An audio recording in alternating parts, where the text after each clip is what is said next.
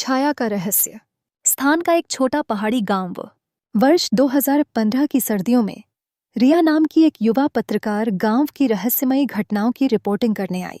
गांव में अफवाह थी कि एक पुरानी हवेली जो सालों से वीरान पड़ी थी में रात के समय किसी औरत की चीखें सुनाई देती हैं।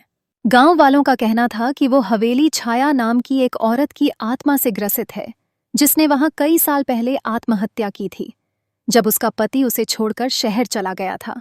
रिया ने तय किया कि वह एक रात उस हवेली में रुककर सच्चाई पता लगाएगी।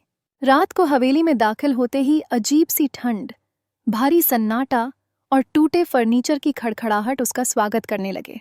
आधी रात को अचानक एक कमरे से दरवाजा खुद ब खुद खुला और रिया ने देखा एक धुंधली आकृति जो हवा में तैरती हुई उसकी ओर बढ़ रही थी। वो आकृति बोल रही थी, मेरा इंतजार अब भी कर रही हूं।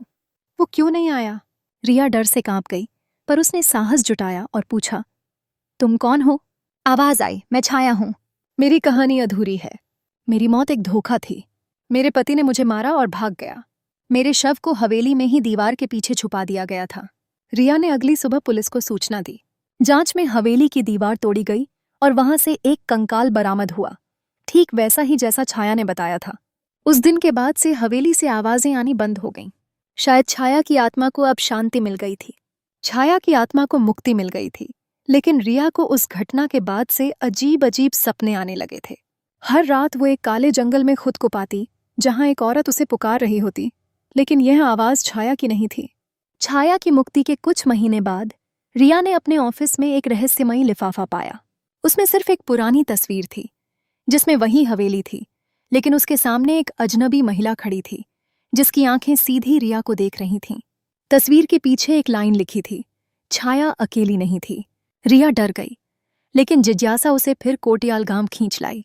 वहां के बुजुर्गों से पता चला कि हवेली के पहले मालिक ठाकुर वीर सिंह काले जादू में रुचि रखते थे। उन्होंने कई औरतों की बलि दी थी, जिनकी आत्माएं हवेली में कैद हैं। इस बार रिया रात को हवेली नहीं गई। वो उस जंगल में गई जो हवेली के पीछे फैला था। वहीं एक पुराने कुएं के पास उसे एक मटमैले साड़ी में औरत दिखाई दी। वो जमीन पर घुटनों के बल बैठी कुछ बुदबुदा रही थी। रिया ने जैसे ही पास जाकर उसका चेहरा देखा, वो डर के मारे चीख पड़ी। वो चेहरा इंसानी नहीं था। उसकी आंखों में खून था और चेहरा आधा सड़ा हुआ। उस औरत ने कहा, छाया को तुमने मुक्त किया, अब मेरी बारी है। मुझे भी इंसाफ दिलाओ। इस बार मामला और भी गहरा था। रिया को अब न सिर्फ भूतों की आत्माएं दिख रही थीं, बल्कि अतीत के राज भी सामने आने लगे थे। एक शैतानी तंत्र का रहस्य जो आज भी जिंदा था। छाया की आत्मा को मुक्ति मिल गई थी, लेकिन रिया को उस घटना के बाद से अजीब अजीब सपने आने लगे थे। हर रात वो एक काले जंगल में खुद को पाती, जहां एक औरत उसे पुकार रही होती, लेकिन ये आवाज छाया की नहीं थी। छाया की मुक्ति के कुछ महीने बाद रिया ने अपने ऑफिस में एक रहस्यमयी लिफाफा पाया। उसमें सिर्फ एक पुरानी तस्वीर थी जिसमें वही हवेली थी, लेकिन उसके सामने एक अजनबी महिला खड़ी थी जिसकी आंखें सीधी रिया को देख रही थीं। तस्वीर के पीछे एक लाइन लिखी थी, छाया अकेली नहीं थी।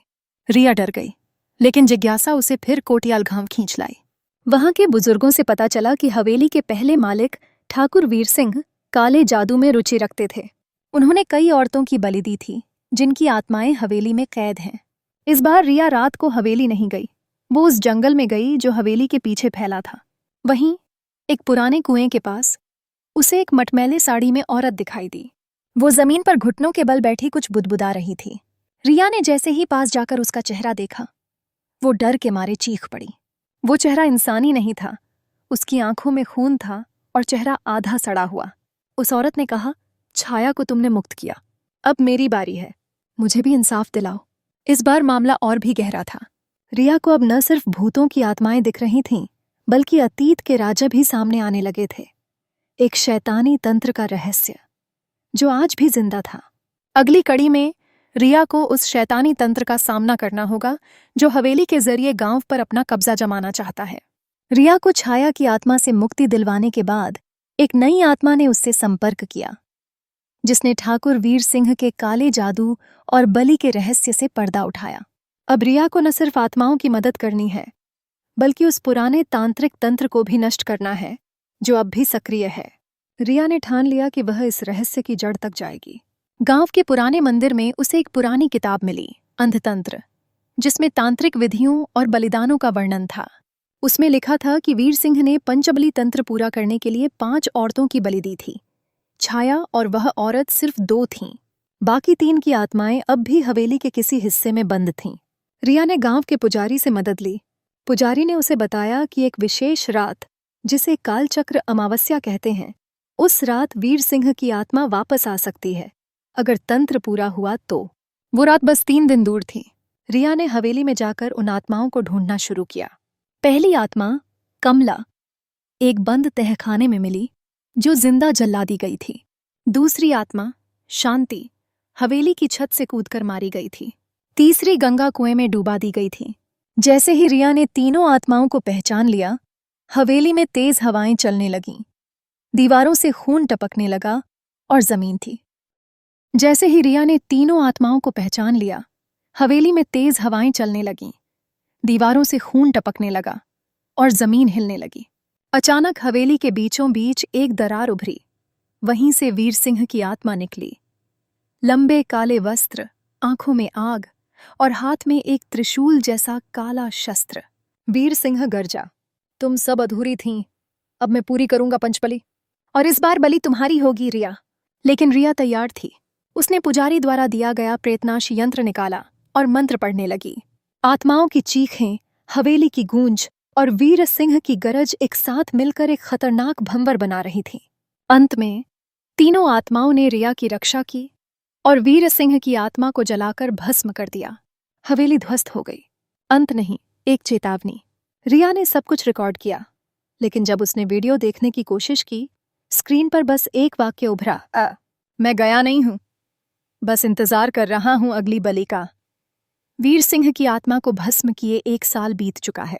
रिया अब दिल्ली में रहती है, लेकिन अब भी अजीब सपने और रहस्यमयी घटनाएं उसका पीछा कर रही हैं। उसे लगने लगा है कि वीर सिंह का अंत वास्तव में नहीं हुआ। रिया एक दिन मेट्रो में सफर कर रही थी।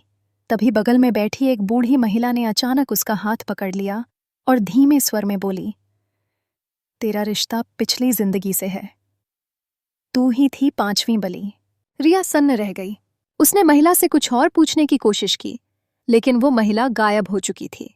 उसी रात रिया को एक सपना आया। वो खुद को एक 100 साल पुराने महल में देखती है, जहां वो एक रानी के रूप में है। महल में वीर सिंह पूजा कर रहा है और रिया को बलि के लिए ले जाया जा रहा है। पर तभी सपना टूट जाता है। रिया को समझ आ गया, वो खुद ही पंचबली तंत्र का हिस्सा थी, लेकिन किसी कारण उसकी बलि अधूरी रह गई थी और वो पुनर्जन्म ले चुकी है। यही कारण था कि आत्माएं उसी के पास आईं और वीर सिंह उसे ही आखिरी बलि बनाना चाहता था। अब सवाल था, क्या इस शाप से कभी मुक्ति पॉसिबल है? रिया ने नेपाल की सीमा के पास एक पुराने तांत्रिक से संपर्क किया। वो तांत्रिक बोला, तेरा अंत तेरे अतीत में है, तुझे फिर उसी स्थान पर लौटना होगा जहां सब शुरू हुआ था, वो हवेली। लेकिन अब वो सिर्फ एक खंडहर नहीं, एक ब्रह्मतल बन चुकी है, जहां जीव और आत्मा का फासला मिट जाता है। रिया दोबारा कोटियाल गांव जाती है। इस बार वह अकेली नहीं, उसके साथ हैं उन 4 मुक्त आत्माओं की छायाएं, जिनसे उसका एक आध्यात्मिक बंधन जुड़ चुका है। हवेली अब एक पत्थर की शिला में बदल चुकी है, जहां वीर सिंह की आत्मा सोई हुई है। रिया अंतिम मंत्र पढ़ती है। वो बलि जो कभी अधूरी थी, अब वो खुद को पूर्ण रूप से अर्पण करती है, पर शारीरिक रूप से नहीं, बल्कि आत्मिक बलिदान के रूप में। एक तेज प्रकाश फैलता है, हवेली की राख उड़ती है और अंततः शाप टूट जाता है। रिया अब सामान्य जीवन में लौट आती है, लेकिन उसकी आंखों में अब भी कभी कभी एक परछाई तैरती है। शायद शाप तो टूटा, मगर कुछ सवाल अब भी अनसुलझे हैं।